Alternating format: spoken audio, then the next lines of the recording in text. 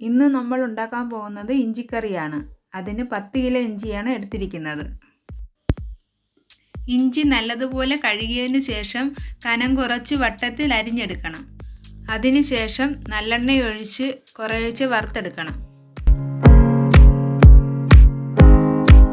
വറുത്തതിന് ശേഷം ഇഞ്ചിയെ നല്ലതുപോലെ അരച്ച് പേസ്റ്റാക്കി എടുക്കണം. ഇനി നമുക്ക് പാചകം തുടങ്ങാം. ഞങ്ങൾ അച്ചാർ ഉണ്ടാക്കുന്നതിന് നല്ലെണ്ണയാണ് ഉപയോഗിക്കുന്നത്. കടുകിട്ട് നല്ലതുപോലെ പൊട്ടിയതിന് ശേഷം അതിലേക്ക് പച്ചമുളകും കരിവേപ്പിലയും ഇട്ട് ഇളക്കുക.